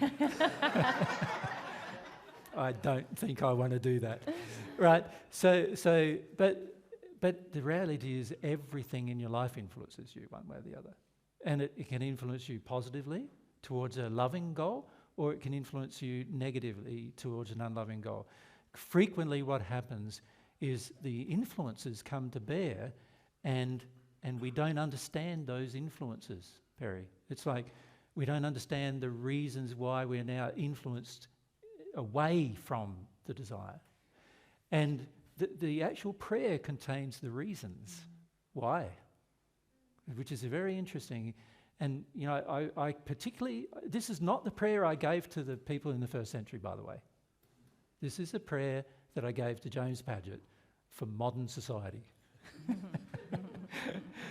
The one I gave to in the first century, of course, didn't include some factors that the prayer that I gave to Paget includes, because I wanted to address some negative things that had developed over the 2,000 years in between with regard to people in their prayer. But for the most part, the majority of the prayer was what I encouraged our first century friends to do. And the prayer itself can help you identify, pondering about it, can help you identify the reasons why desire may wane. And this is a very important thing to do, because if you understand, I haven't sort of read the messages for a week. I haven't longed for God's love for a week. Now, once you feel that, you go, wow, something must have happened this week. If I really understood the benefit of becoming a more loving person, I would want to become a more loving person and receive God's love to do that. So if I'm not doing that on a regular basis, then it means I don't really get it. I don't really understand yet in my heart, in my feelings, I don't understand yet how important it is. Why? What caused the distraction from me a week ago thinking it was important and now me no longer thinking it's important? And there's all sorts of things that can cause these distractions, which we'll talk about, actually, hopefully, in the next day and a half. Yeah? Yep. Thank you. But fundamentally, a lack of desire continuing is also caused by the same reasons that a lack of desire didn't start in the first place. Right? And as we progress with receiving divine love, you're going to get to the stage where you realise, I'm at a sticky point right now because my desire has waned. Yeah. And why has it waned? Like, what has happened? What thing in life has caught up with me in such a way that causes my desire for love, which I believe is the thing that will solve all my problems, if I truly believe that? What would cause me to not long for it? There's got to be some influence or some external thing or some internal thing that's occurred to allow that condition to develop, doesn't it? Yeah. And we've discussed that more. Yeah. Yeah. Yep. It's a good question, though. Yeah, good question. Anna, just straight behind, then we'll come down to Courtney. Just stay where you are, Nelly. Just stay, Nelly, if we can hand the mic to Courtney. So I've got a question about the prayer. When I'm reading it, like, I don't really believe a lot of it. No, so that's right. Like, greatest of your creations, not sure about that. Yeah, yeah. Your wills that become with you, not sure about that either. So it Be feels more very clear, sorry. Just read it, because we couldn't hear those words. Yeah. The part where it says your wills that I become at one with you. I'm like, really? Really? Does God want me to? The greatest of her creation. The problem is when I read this, I feel really disingenuous, and then I don't like that feeling, so I feel like a fraud. Correct. And so I kind of just So put it to one side. That's a very important thing, isn't it? Can you see? Yeah. And if the majority of us are frank with ourselves, we'd have to probably say, that's true. When I read it, I don't feel anything. Or I feel very little. Right? So that's something that needs to be address why do we feel very little? What needs to happen so we feel something more than nothing? And are you stopping yourself from feeling what you actually feel when you read it? Yeah. And do I need to first own up to what I actually feel? Not that God wants me, but God hates me. Or not that God longs for me, but I don't even believe that God exists. Or, it causes us to have to face up to some truths about what my real feelings were by even just reading the prayer. Mm-hmm. Yeah, I can use that feeling of like, oh, I'm not being genuine, so I shouldn't do it, as an excuse not to feel the pain that it brings. Yeah, I would call that an excuse. Yeah. The truth is, when you read it, there will be pains triggered. When I say pains, there will be belief systems that you have that are out of harmony with love, which are also always going to cause you pain. They'll be triggered, and most people don't want to be triggered on painful things because we're seeking pleasure rather than pain, right? So most of us go, oh, if it's going to be painful, I just, all bets are off when it's painful. My comfort is now being triggered. My lack of comfort, I don't want to live with. So now it's better just ignore it. It's just a prayer anyway. Yeah. And this is when we gave you these prayers, which are actually gifts from other people, but obviously we gave you the messages which the prayer is in. Our intention was not for you to just learn the prayer and take it on like a Christian prayer or Islamic prayer that, okay, this is the truth now. So not a rote thing. It's not a rote prayer. It's not something where you try to reframe how you actually feel. It's almost, I see this prayer as almost like a workshop. Like when I'm really connected to God, I'm going to feel these things. But if I don't right now, then what's it exposing in me? Yeah. So please don't take them home and think, oh, I've got to put it on my mirror and say it every day. And It's not like that. We're not asking you to be fake with God. Yeah. We're asking you to get real about, do you think there is going to be a benefit receiving God's love? How are you going to become a more loving person? Do you even have a motivation to become a more loving person? Like I'm pointing out to you, the only way the world can change is for each person in it to become a more loving person. But you don't have to. And if you don't want to, why? Don't you want the world to be in a more loving place? Don't you want your life to be more loving? Don't you want to be happier? Why wouldn't you not want these things? These are things that can cause you to question, why would I do such things? Why would I think such things? And this is the beauty of having the discussion with you, because it can help, fundamentally help us come face to face with the real reasons why we don't have a longing to receive God's love and a longing to become more loving ourselves. What's the reason why? So we see in many of you, like yesterday when we were setting up, many of you enjoy each other's company, right? You get together and you feel excited about getting together and so forth. Why don't you feel that way about God? Is a decent question, isn't it? I watch you all be curious about, what have you been doing since I saw you last? And what do you think about this? Did you like that? Did you do this and did you do that? How often do we say, God, what do you think about what's happening now? What do you think about what I'm doing? What do you think about me? Yeah. What are you doing? What is God doing? What are your plans, God? What are you excited about? What do you think about that? What Jesus said last weekend? We obviously, there's reasons why we don't think God is real enough for us to have that kind of relationship, right? And we need to, if we want to become more loving people, the easiest possible method to become more loving people is to receive love from God. And if we want to become more loving people, then surely putting a desire for God's love should be at the top of our list. And if it's not, when we need to be honest about why it's not. Yep. And the prayer itself points out many reasons why it's not. So if we have a desire but we have a block to the prayer, it's about working through the paragraphs and just having it out with God as to how you feel about it. Well, if you have a desire and you're blocked to the prayer, then you don't have a desire. Okay. And that's okay. The key is to be honest about it. Like a person who has a true desire to receive God's love and understands the benefits, they're going to be blocked to the prayer. And they also need to understand what a prayer is. So the very first thing I want to discuss with you after lunch is, what is a prayer? What does a prayer feel like? Because these words are just helping you identify why you're blocked to that, right? In the end, they're just words, and God doesn't respond to words. So what is the prayer? And this is something we need to be very clear about, what a prayer is versus saying the words. Yeah. Yeah? Yeah. Thanks.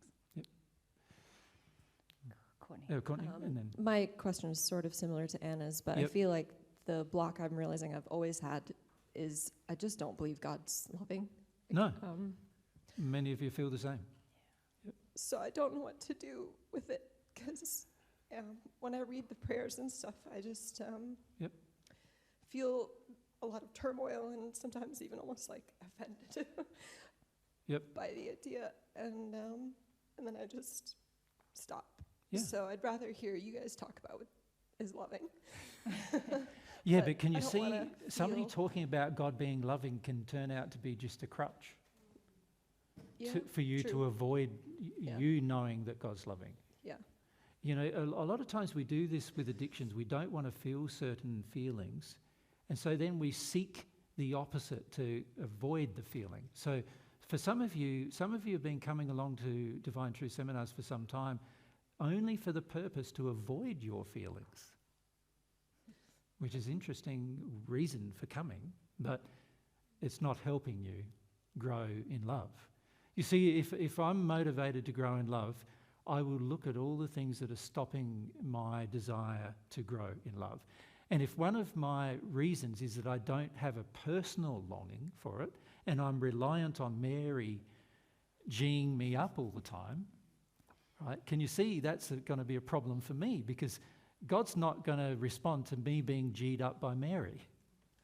God's going to respond to my true desire, right? And we notice this a lot, you know, I see it even in workout videos, you know. Most of you don't like working out, right? Because you need to be yelled at in order for it to happen. It's like, get on there, do that, yeah, you know, and G'd up and encouraged, and then you'll do it, you know, that kind of thing. A person with a desire doesn't need that, right? A person with a desire doesn't need encouragement from somebody else, doesn't need to be influenced by somebody else. A person with true desire is internally motivated, right? So if you're not internally motivated, we need to work out why. Yeah. Yeah. Yeah. Yeah. Dave? All right, I have a question about how to stay in this connection with the Father, because I know the feeling. I had it many times. Yep. But the one which I remember very clearly was not long ago. I was outside on a Sainsbury's shop. Just hold the mic a bit closer. Yeah, I was praying then to the Father in a car for His divine love, and it hit me when I was in the shop, which I have about this another question for you, and I was completely different person. I was seeing everyone like my own children, with this, which is not. I know this is not my feeling. Yeah. I know this is something. Yeah. I knew this is something from God, and I had like a feeling like in a second I would disappear in this shop. I nearly feel like a spirit just in this, walking in. I didn't know what to do actually. But the state, the state in which I was, I had a question: how to stay in it? Because you would like to stay in this relationship with the Father all the time, but I noticed soon when I left the shop, get back to the car, going back home. Yeah, you're out of it. I'm out of it. Yep. Where you really want to stay with this connection. Yeah, but again, there must be reasons why you can't stay in it, mustn't there? Because the definition of being at one with God is to feel it all the time. Forgive me, brother. this is the question about this as well. Yeah. Is the feeling, is it coming to us through our pineal gland, or how come the Spirit of God is touching us? Because what I notice, this is the feeling which you have. It is clearly in my head. Yeah, and I was wondering. It comes from your soul, and your soul influences. But that's something I don't want to get into, the technicals. Ah, okay. But it comes from your soul, and your soul influences both your bodies to have feelings. Okay. Does that make sense? So, and we can discuss the details of that later, but probably only when you've received more love to understand it. But it's important at this stage to go, okay, yes, I can't sustain it. Now, even when I think I have a desire, I'm not sustaining it. And there's feelings that come to me, and then I in them momentarily, and then all of a sudden they leave me. Why? Right? Now, there's a number of things to understand about all that, and we hopefully might discuss some of them. Firstly, the first one being is all your feelings are not going to be constant. That's a part of life. So basically, Father just want to show us how we're supposed to, or this is the target where we show. Well, I said that's one reason. All your feelings aren't constant. Your feelings pass through you, but that's not the only reason why they would stop. So an example of this, David, is let's say I have a feeling of love for Mary, right? Now, that feeling will only be constant if it's not blocked by any other contrary feeling. So the contrary feeling was Mary punched me in the arm, let's say.